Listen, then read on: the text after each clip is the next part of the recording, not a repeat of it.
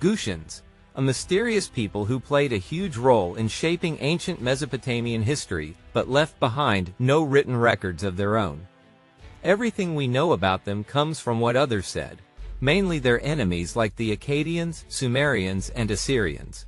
And, as you can imagine, those accounts don't paint a very flattering picture. The Gutians are believed to have lived around the Zagros Mountains, in a place called Gutian.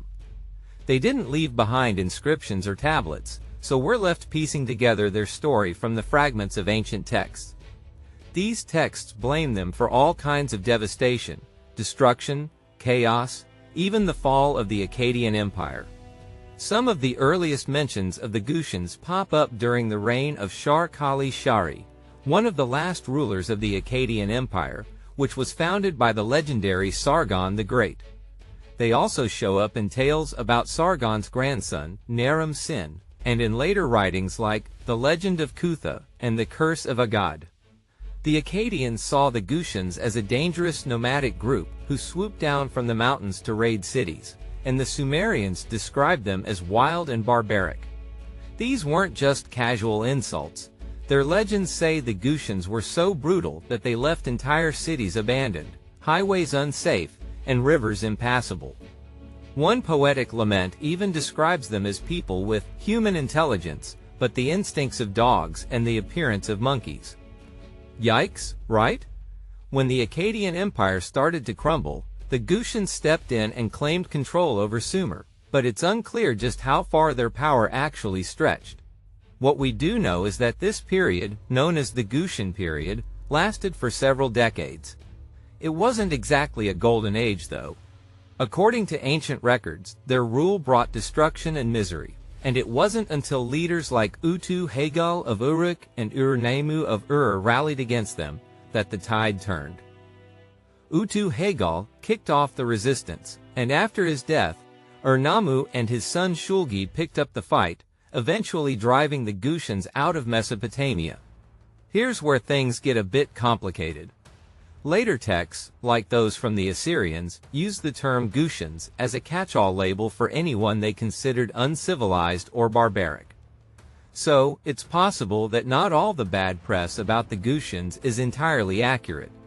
In fact, some modern scholars think they might have been scapegoated for problems like droughts, famines, and political instability that were already wreaking havoc in the region. Climate change could have played a big role in the fall of the Akkadian Empire, weakening it to the point where the Gutians were able to take advantage. Even though the Akkadian kings were fierce warriors, Sargon and Naram-Sin are remembered as some of the greatest. They couldn't hold everything together forever. By the time the Gutians showed up, the empire was already struggling, with later rulers like Shar-Kali-Shari constantly fighting off threats from every direction. It's no wonder the Gutians found an opening. Still, the Gutians themselves remain an enigma.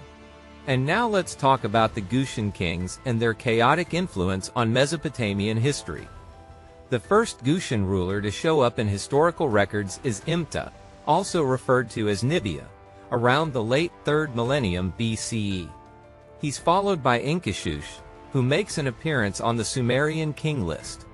Inkishush ruled for just 6 years, though it's still unclear how far his reach extended or what kind of authority he actually wielded.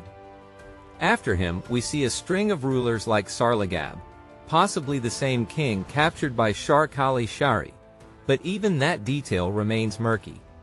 What's striking is the instability during this period. 16 Gutian kings are listed in the records, and their reigns were shockingly brief, most lasting no more than 7 years, and some barely holding on for a single year. The last of them, Tirigan, reigned for only 40 days before Utu-Hagal, the Sumerian king, swept in and overthrew him. According to the victory stele of Utu-Hagal, Tirigan's attempt to negotiate his way out of trouble failed miserably. He fled with his family when he realized he was outmatched, but was ultimately captured. The stele describes Utu-Hagal symbolically placing his foot on Tirigan's neck, an image meant to declare victory and the restoration of Sumerian rule. Utu-Hagal didn't remain in power long, though. Something happened. Perhaps he offended the god Marduk, leading to his untimely death by drowning. Leadership then passed to Ur-Nammu of Ur, who kick-started the famous Sumerian Renaissance of the Ur-3 period. Ur-Nammu worked hard to rebuild Sumer, issuing the world's oldest known law code, the Code of Ur-Nammu, and revitalizing the economy through ambitious construction projects. But even this golden era wasn't safe from Gutian aggression. Ur-Nammu died in battle against them, leaving his son Shulgi to finish what he started. Shulgi eventually succeeded in driving the Gutians out of Sumer, at least for a time. But the Gutians weren't completely defeated. They retreated to their territory near the Zagros Mountains, still haunting Mesopotamian imagination. Over time, they became larger-than-life figures in Mesopotamian literature. Stories like the Curse of a God and the Legend of Cutha cast them as a barbaric, destructive force, almost mythical in their brutality. These tales often revolved around legendary figures like Naram-Sin of Akkad, blending historical events with fictionalized lessons about the god's will. In the Legend of Cutha, for example, superhuman invaders destroy entire villages and cities with no apparent reason. These invaders are described as monstrous, evoking the Gutians' infamous reputation, though they're not named outright.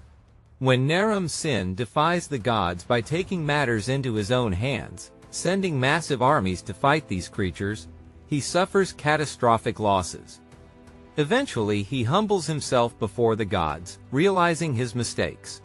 The moral here is clear. Humans shouldn't defy divine will, even when it seems incomprehensible or unfair. By the 2nd millennium BCE, the Gutians had taken on a symbolic role in Mesopotamian lore, embodying chaos and foreign threats. They were described in harsh, almost dehumanizing terms. Human-faced, but cunning like dogs, with the build of monkeys.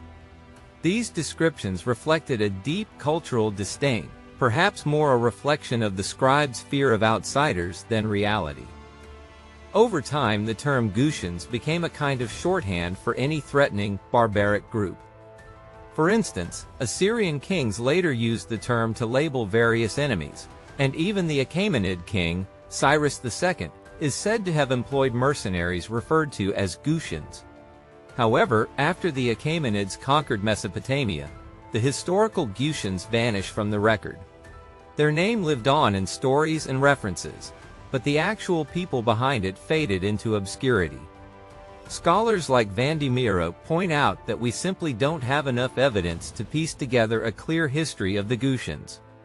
Were they really as brutal and uncivilized as portrayed, or is this just a case of historical bias? Unfortunately, until new discoveries are made, the Gutians remain a mystery.